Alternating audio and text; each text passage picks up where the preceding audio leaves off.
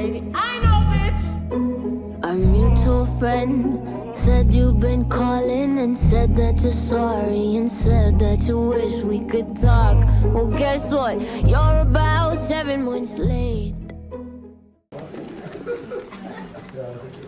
Hi, my name is Crystal Findun, and I'm one of the co-directors of Amalgamotion.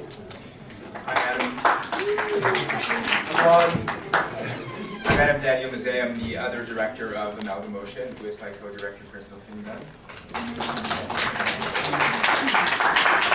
Hi, I'm Ashley Carrizo. I'm the director, one of the creators of Out of the Dark.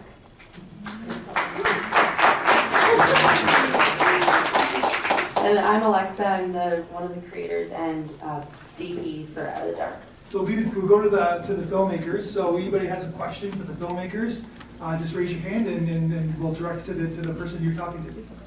Anybody have a question for the filmmakers? Yes, go ahead. I wonder, is it difficult being both a dancer and a director in your films? Yes, it is. We just did another film recently where I was in it as well with 20 dancers, but a lot of times I had to pull myself out because it's hard to stay in it, in the story, and make sure you're really coming through, and then also stepping out as a director and remembering, okay, did we get the shot we wanted? Like, was it exactly what we wanted to portray? So with Out of the Dark, that was definitely a challenge, and it was our first film ever together, so it was a learning experience. Questions? They're here. Yeah, go ahead. Go ahead, sir. So as a general comment, it's so beautiful to watch these films, and what I can't figure out is why can't I pay to go to a movie and see something as beautiful as that, even if it isn't a literal interpretation. For example, it's just the aesthetic or the mood setting. What comes to mind is the one that was shot in Africa. That would be a great opening for a movie. And I just don't understand why we don't see more of it. And since you're a producer-director, perhaps you could elaborate on dialogues or the people who have the big money in Hollywood. Isn't there some sort of interplay, of exchange of ideas where you can get more of this beauty into film, commercial film? I also feel like when you start to give your ideas, I think making dance films can be fun more on a smaller scale, because once you start to give your ideas to people who have the money to fund it, sometimes they want to take your ideas and turn it into something that was not even the idea in the first place. So sometimes it's nicer to stay on a smaller scale so you can actually show and tell the story that you want to tell, and no one is messing it up for you.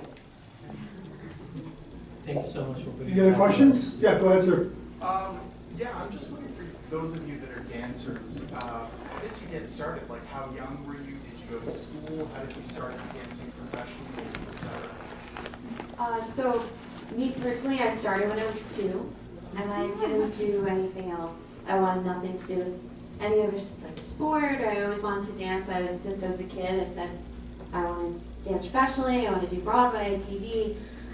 So I went to University of Arts in Philadelphia for dance and continued to just pursue dancing and acting. And then Alexa and I met, funny enough, waiting tables to pay those bills.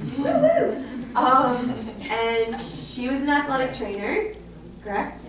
And then decided I'm not doing it, I want to be in the arts, and she was in photography, and we just got together. And after doing this, being in this industry for 10 plus years, I have to say the past year and a half creating our own work, I've had more success in the past year than the past 10 years trying to be a part of somebody else's artwork.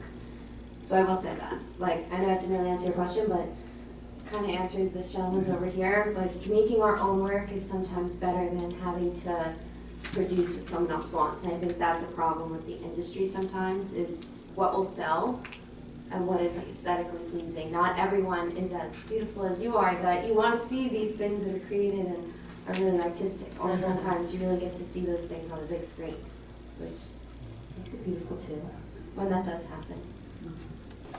I don't have my glasses on, I apologize. Go ahead. I just wondered if you wanted to see anything again, are these available on YouTube or? Some of them are on our channel, but yeah, you could, like, my suggestion is just to Google some of the films, and maybe you'll see some of them on YouTube, and some of them are on WILDsound TV, so.